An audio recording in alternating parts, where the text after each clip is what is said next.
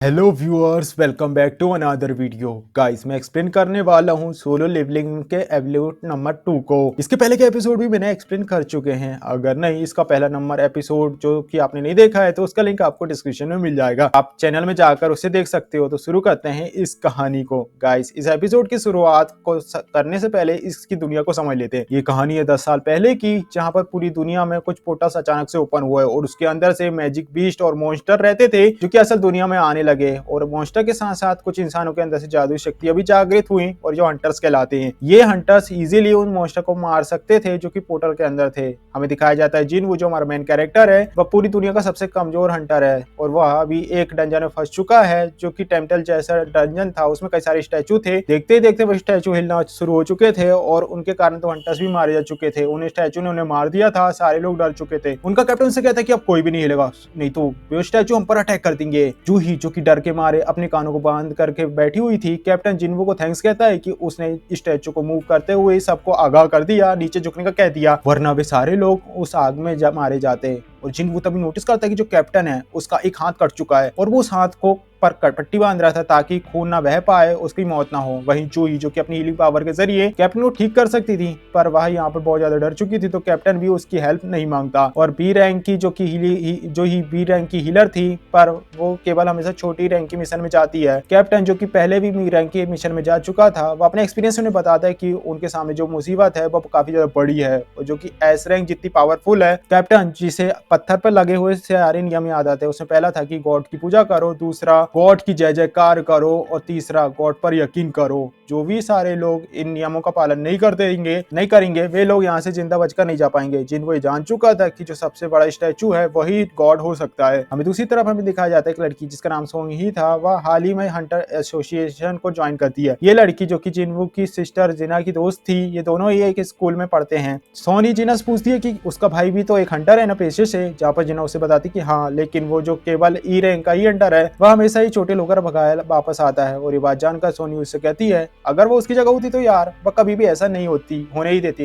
वहीं कैप्टन और जिन्वो ये सब सोच रहे थे कि वो ये लोग इन्हें क्या करना पड़ेगा यहाँ से निकलने के लिए। तभी उनमें से एक हंटर चिल्लाते हुए कहता है कि वो यहाँ पर नहीं मरना चाहता। उसने हाल ही में एक बड़ी कंपनी को ज्वाइन करी है। वो ये बात जानता है कि वह अपनी फास्ट स्पीड के जरिए उस स्टैचू के अटैक को डॉज करके वहां से भाग जाएगा। ये हंटर एकदम लाइट की स्पीड से वहां से भागने की कोशिश कर ही रहा होता है कि तभी जो गॉड स्टैचू है वो अपनी आंखों को मूव करता है और उसने उस हंटर को जला के खत्म कर दिया था। और ये सब देखकर सारे लोग ये बात जान चुके थे कि यार जो स्टैचू है ये कुछ भी कर सकता है, ये उनके इजीली मार सकता है, वो एकदम इन्हें दानव है। और लेकिन सबसे बड़ी बात यह कि अब तक उसने किसी को मारा क्यों नहीं, यानी सारे लोगों को। और तभी जिन्वो को पत्थर पर लिखे हुए सारे नियम की याद आती है। वो जान चुका था कि वो नियम जो इस टेंपल के हैं। जिन्वो खड़ा होता है और उस स्टैचू के सामने सिर झुका लेता है, इससे वह स्टैचू जिन्वो को नहीं मारता। जिन्वो, जो कि बाकी सबसे कहता है कि सारे लोग स्टैचू के सामने अपना सिर झुकाएं और जब तक उनके सिर नीचे होंगे स्टैचू उन्हें नहीं मारेगा बिल्कुल भी। और गॉड की पूजा करने वाले नियम का मतलब यही है कि तुम सिर झुकाकर उनकी पूजा करो। सारे लोग वैसे ही करते हैं और सिर झुका लेते हैं। ये सब देखकर गॉड स्टैचू खुश हो जाता है और हंसना शुरू कर देता है। ये काफी ज्यादा क्रिपी स्माइल पास करता है, जिसे देखकर सारे लोग लग रहा था कि उन्हें कुछ नहीं होगा। वे लोग उठकर खड़े हो जाते कि तभी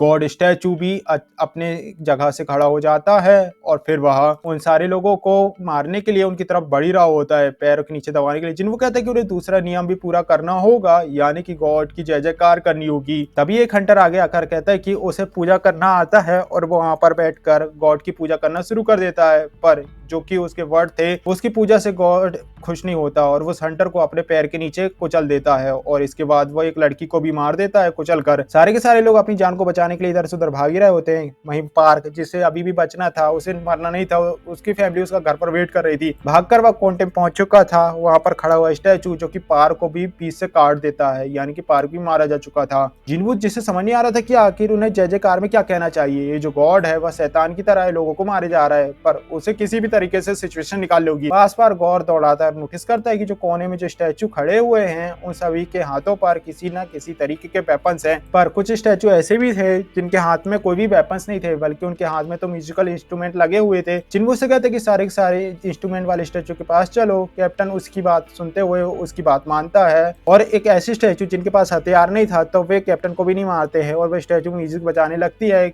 और सारे लोग ऐसे ही करते हैं और वे लोग बच जाते हैं। जिनवू जूही को लेकर ट्रंक वाले स्टैचू के पास जाता है, पर यहाँ पर स्टैचू कुछ भी रिएक्ट नहीं करता, यानी कि एक स्टैचू जिसके नीचे केवल एक इंसान खड़ा हो सकता था, जिनवू जूही को वहीं पर छोड़ देता है और वहां से भाग जाता है। इन्हें कैसे भी करके गॉड स्टैचू से बचना होगा। अब जिनवू जाकर गलत स्टैचू के नीचे जाकर खड़ा हो जाता है जल्दी से, और उस स्टैचू ने उसे घायल कर दिया था। पर जिनवू जैसे जैसे उस इंस्ट्रूमेंट वाले स्टैचू तक पहुंच जाता है, हालांकि वह घायल हो चुका था, और उसके बाद भी इंस्ट्रूमेंट म्यूजिक बजाने लगता है। सबका म्यूजिक सुनने के बाद गॉड अपने सिंहासन में जाकर बैठ जाता है। गॉड की जय जयकार करने का मतलब यही था कि उसके म्यूजिक को बचाना। जूही जिनवू के पास जाती है और वह देख पाती है कि उसकी एक टांग कट चुकी थी। वह अपनी पावर के जरिए जिनवू के पैर ठीक करने की कोशिश कर रही थी, पर उसके शरीर में इससे काफी ज्यादा घायल चोट हो पहुंच रही थी। कि अब मिस्टर जिन कैप्टन को कहता है कि इस सब के पीछे तो मोटोमी ने यहाँ पर लाया। हालांकि इस सब का फैसला वोट के हिसाब से हुआ था, पर कैप्टन यहाँ पर अपनी मिस्टेक मानता है, सारी रिस्पॉन्सिबिलिटी ले रहा था। ये सारे लोग आपस में बहस कर रहे होते कि तभी टेंपल के बीच में अचानक से एक प्लेटफॉर्म क्रिएट हो चुका था। जिनको समझ चुका था कि ये सब एक ऑल्टर है और इस पे गॉड को किसी जिंदा चीजों की बलि की जरूरत है। तीसरा नियम यानी कि गॉड पर यकीन करने का मतलब यही था, यानी कि इनमें से किसी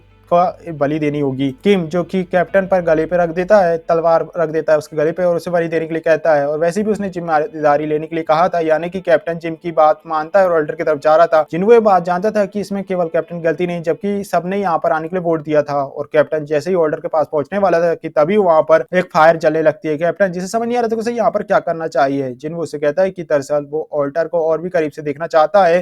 अब 2 हंटर जिनको को उठाकर ऑल्टर के पास ले जाते हैं और वहां पर 3 जगह पर और भी फायर जलने लगती है। जिनवू कैप्टन से पूछता है कि दरअसल क्या हो अगर वह यहाँ पर इंतजार करे, क्या उन्हें यहाँ पर कोई बचाने के लिए आएगा। जहाँ पर कैप्टन उससे बताते कि दरअसल इस पोर्टल को ओपन हुए 7 दिन हो चुके हैं, अब शायद ही कोई यहाँ पर बचाने आने वाला होगा। 7 दिनों के बाद ये पोर्टल जो कि पूरी तरीके से खुल जाते हैं और सारे के सारे मॉन्स्टर जो कि गेट से इंसानी दुनिया में आ सकते थे, जिसके लिए हंटर्स को 7 दिनों की टाइम लिमिट के अंदर ही डंजन बॉस को मारकर पूरे के पूरे पोर्टल्स को बंद करना होता है। यानी कि ये लोग यहाँ पर हार जाएंगे तो गॉड स्टैचू भी इंसानी दुनिया में जा सकता था और वहां पर तबाही मचा सकता था। वही जिनवू की बहन संग हॉस्पिटल जाती है, वहां पर अपनी माँ से जाकर बात करती है। हालांकि उसकी माँ यहाँ पर उसे रिस्पॉन्स नहीं दे रही थी, वह कोमा में थी। और जिनवू जो बाकी सबसे ऑल्टर के पास जाने के लिए कहता है। सारे के सारे लोगों के लिए सबके पास एक आग जल चुकी थी, इनके पीछे एक ब्लू कलर की आग जल चुकी थी और टेम्पल का दरवाजा खुल चुका था। ब्लू वाली आग जो कि अब धीरे धीरे इनकी तरफ आ रही थी और बुझने लगी थी, और टेम्पल के गार्ड्स जो कि इनकी तरफ बढ़े जा रहे थे। जिनवू ये बात नोटिस करता है कि दरअसल वो जिस भी स्टैचू को देखता है वह हिलना बंद कर देता है।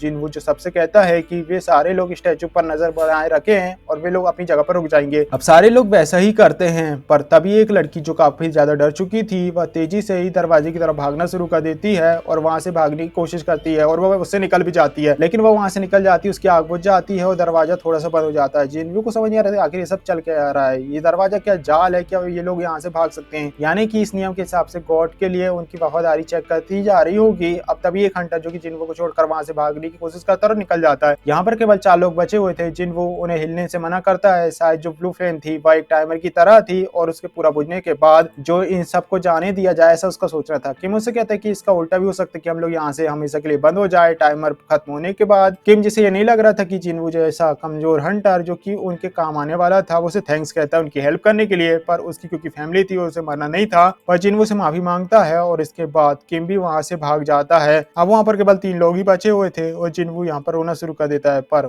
उसे हार तो मानना ही नहीं था। और कैप्टन उससे कहता है कि जिनवू और जो ही यहाँ से चले जाए वह यहाँ पर रुकेगा और अपनी बलि देगा, सेक्रीफाइस करेगा और वह अपने से जवान लोगों को बचाना चाहता है। वो जूही से कहता है कि वह जिनवू को लेकर वहां से भाग सकती है, पर तभी जूही जिसके पैर काम करना बंद कर चुके थे, दरअसल उसने पावर का यूज करके उसे हील करना चाहा था। अपनी पावर का ज्यादा यूज करने का कमजोर हो चुकी थी। जिनवू कैप्टन उससे कहता है कि वह जूही को लेकर वहां से चले जाए। जिनवू जिसका पैर कट चुका था वह वहां से मूव भी नहीं कर पाएगा। जूही भी जो यहाँ पर रुकना चाह रही थी, जिनवू जूही को अपना मैजिक जेम देता है। वो उसे कहता है कि साथ में डिनर करने का वार्डर वो पूरा नहीं कर पाएगा, लेकिन वो चाहता है कि वो वहां से चली जाए और जूही इसे बेचकर अपने लिए खाने का कुछ खरीद सकती है। जिनवू जब बाहर जाएगा जूही से बाकी पैसे ले लेगा और कैप्टन तुरंत ही वहां पर एक चॉप मारकर जूही को बेहोश कर देता है। फिर वह उसे वहां से उठाकर वहां से भाग जाता है। यहाँ पर अकेला जिनवू ही बचा था और यहाँ पर उसकी मौत होने वाली थी। उसके पास केवल एक तलवार ही थी जिससे कि शायद वह स्टैचू से फाइट कर सकता था, पर स्टैचू जो काफी ज्यादा ताकतवर और बड़े थे, जिनवू उनके सामने चींटियों की तरह था। था। वो तलवार को इधर उधर मारने की कोशिश कर रहा था, पर वे लोग उसे एकदम फुटबॉल की तरह खेल रहे थे। जिन्वू रो रहा था कि वह उसे भी स्ट्रांग बनना था, पर वह स्ट्रांग नहीं था और इसके बाद भी अभी जिंदा बचा हुआ है। सारे लोग दोगले थे और वे लोग भाग गए। वे लोग अपने बारे में सोचते हैं। जिन्वू की भी फैमिली है जो उसका वेट कर रही है, पर यहाँ पर वही एक अकेला उसकी मौत यहाँ पर होगी। जिन्वू जिसे ऑर्डर पर ले जाया जाता है, उसके शरीर जो कि अब पूरी तरीके से खून बह चुका था, स्टैचू जिन्वू को मारने के लिए अपनी वेपन को उठाता है और जिन्वू जो सोच ही रहा था उसे मरना नहीं है, काश उसे एक और मौका मिलता अपनी फैमिली के साथ जीने का। और तभी जो ब्लू फ्लेम थी वहां पर बुझ चुकी थी। पर तभी अचानक से हम देखते हैं यहाँ पर एक स्क्रीन पॉपअप होती है। उसमें लिखा था आप प्लेयर बनने के लिए क्वालिफाई हो चुके हैं और आपका दिल 0.2 सेकंड में धड़कना बंद कर देगा। अगर आप ऐसा नहीं चाहते तो प्लेयर बनने के लिए तैयार हो जाएं। हाँ कहें। इसके बाद यस वाली बटन क्लिक हो जाती है और इसी सस्पेंस के साथ ये एपिसोड यहाँ पर समाप्ति हो जाती है। गाइस क्या होगा आगे ये तो हमें नेक्स्ट एपिसोड में ही पता चलेगा। ये तो केवल इंट्रो था इस सीरीज का। अब क्या जिन्वू यहाँ पर बच जाएगा और ये स्क्रीन कैसे पॉपअप हुई ये तो हमें नेक्स्ट एपिसोड में ही पता चलेगा। सो गाइस आई होप ये एपिसोड आपको अच्छा लगा। वीडियो अच्छा लगा प्लीज वीडियो को लाइक कर चैनल को सब्सक्राइब करना ना भूलें इसी तरीके के इसके नेक्स्ट एपिसोड के लिए। तब तक के लिए बाय। आई होप ये एक्सप्लेनेशन आपको अच्छा लगा हो। गाइस इसका मैं मांगा भी एक्सप्लेन करने वाला हूँ पूरे के पूरे मांगा को चैप्टर वाइज अपने दूसरे चैनल पे, जहाँ पर मैं मांगा को एक्सप्लेन करता हूँ, जिसका लिंक आपको डिस्क्रिप्शन में मिल जाएगा। नेक्स्ट मिलते हैं नेक्स्ट वीडियो, तब तक के लिए बाय।